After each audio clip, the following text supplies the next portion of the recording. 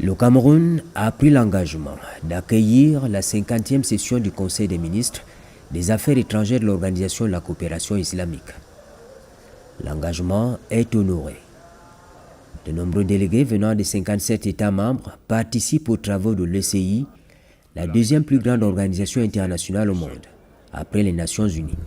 Je voudrais tout d'abord rendre un vibrant hommage à son Excellence Paul Biya, président de la République, chef de l'État, chef de la diplomatie camerounaise, qui a instruit le gouvernement camerounais de travailler avec le secrétariat général de l'OCI pour que cette 50e session de la conférence des ministres de la conférence islamique se tienne en terre camerounaise. Le chef de l'État, en le faisant, a voulu une fois de plus traduire sa volonté manifeste de pouvoir inscrire le Cameroun au sein des cercles de solidarité, d'amitié et de fraternité. Et comme vous le savez, notre pays a toujours milité fermement en ce qui concerne notre diplomatie, aussi bien pour son intégration au sein du Commonwealth, au sein de la francophonie et comme vous le voyez aujourd'hui, au sein de l'OCI. La présente rencontre se tient dans un contexte diplomatique exceptionnel et d'une histoire de l'humanité, où le monde, notre planète, est confronté à des défis majeurs qui menacent l'existence même de la nature humaine et de la planète. En effet, l'actualité internationale est depuis un certain temps marquée par des faits majeurs qui rallongent malheureusement la liste de l'histoire sombre de notre humanité commune. Il s'agit principalement de l'escalade de la violence en Palestine. L'on redoute la régionalisation de ce conflit qui a plusieurs ramifications. L'on redoute également d'autres crises non moins visibles, comme le conflit entre la Russie et l'Ukraine. L'espace de pays de l'OCI et au-delà fait face à d'autres défis. De manière non exhaustive, je voudrais citer les changements climatiques, les conflits intra- et interétatiques, les crises économiques et sociales, la raréfaction des ressources stratégiques et le mal développement. Par une coopération plus active fondée sur notre sincère solidarité, nous parviendrons à des solutions pérennes.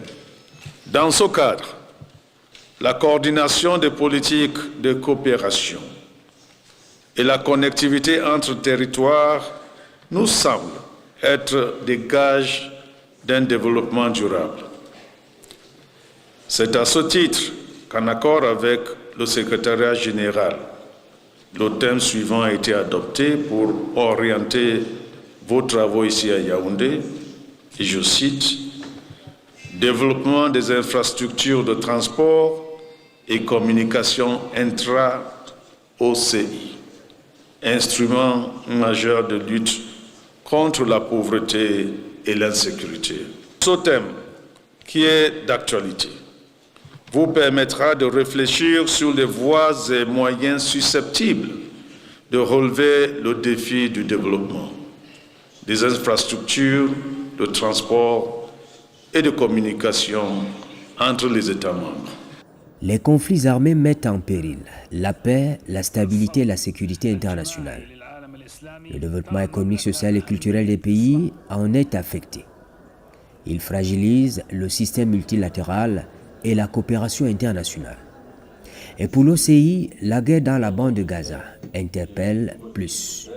La question de la Palestine, del Quds Sharif, connaît bien l'évolution dangereuse qui constitue un défi de la communauté internationale en général et à notre organisation en particulier. Face à cette situation, nous avons continué à déployer des efforts en vue de juguler les répercussions de cette agression brutale israélienne contre le peuple palestinien et de renforcer la résilience dans cette terre et dans la défense des droits légitimes. Nous devons conjuguer nos efforts communs pour assurer la mise en œuvre des résolutions du Conseil de sécurité et de l'Assemblée générale des Nations unies, ainsi que des mesures dictées par la justice internationale qui appellent à un cessez-le-feu immédiat et global et à un succès garanti des aides humanitaires à toute la bande de Gaza de manière suffisante et durable. Mon rapport est d'étape sur la situation en Afghanistan, soumis dans quelques heures en cette Assemblée, reflète nos efforts dans le cadre humanitaire et au dialogue constructif des diverses questions, notamment l'interdiction persistante de l'éducation des filles, du travail des femmes et de leur participation à la vie politique. Les efforts de l'organisation se sont poursuivis à travers des visites continues en Afghanistan de mon envoyé spécial, l'ambassadeur Tarek Ali Bakhit, et des délégations des érudits et des instructeurs concernés de l'organisation, afin de dialoguer avec le gouvernement de facto et de mettre un terme à cette interdiction. Dans ce contexte, nous espérons que les États membres appartiendront leur acquis au fonds humanitaire pour l'Afghanistan établi à la BID pour lui permettre d'honorer ses engagements et mettre en œuvre davantage de projets dans ce pays. Pour sortir de la spirale de la violence, le Cameroun propose une action collective dans une approche inclusive. Soucieux de la vie et du bien-être de la Oumma islamique, le Cameroun a toujours prôné le dialogue, la résolution pacifique des différends et par la même occasion affirmer sa souveraineté nationale. À titre d'illustration, notre pays a souvent manifesté sous forme de dons sa solidarité aussi bien à l'égard de certains États membres de l'OCI victimes de catastrophes naturelles ou de terrorisme qu'aux institutions et programmes de l'organisation islamique, notamment, et je cite, le programme de l'organisation pour l'éducation, le Fonds de solidarité, la Fondation islamique, le programme spécial pour le développement de l'agriculture et de la santé.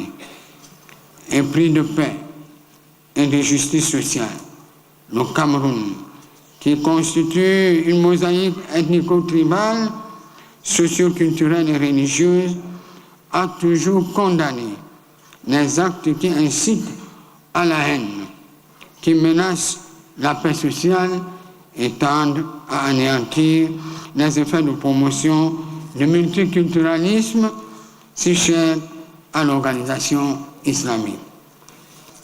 Le conflit israélo-palestinien, qui demeure la cause principale de notre organisation, nécessite des actions urgentes, fondées sur le dialogue, un dialogue franc, un dialogue sincère, et la négociation pour non seulement mettre un terme à la situation humanitaire dramatique et préoccupante qui en découle, mais aussi éviter le risque de régionalisation de plus en plus grandissant de cette crise.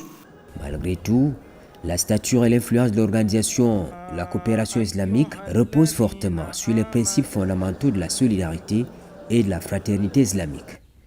Les États membres doivent déployer d'intenses efforts en vue d'augmenter les investissements à travers le monde. L'OCI continue d'accorder une priorité élevée au développement de la sciences et de la technologie et de l'innovation dans les États membres. Le troisième sommet sur la science et la technologie qui se tiendra prochainement en Azerbaïdjan fournira une plateforme pour développer un cadre solidaire à notre agenda. En ce qui concerne le changement climatique et l'eau, l'OCI continue d'identifier des opportunités de coopération entre les États membres dans ce domaine. Nous félicitons l'Azerbaïdjan qui accueillera la 2029 en novembre prochain, un événement qui offrira une plateforme importante à nos États membres pour adopter une position commune et parvenir à un résultat convenant à l'OCI. Par ailleurs, je voudrais rappeler l'importance primordiale du paiement des contributions mandataires du budget de l'organisation, qui connaît des difficultés financières depuis plusieurs années.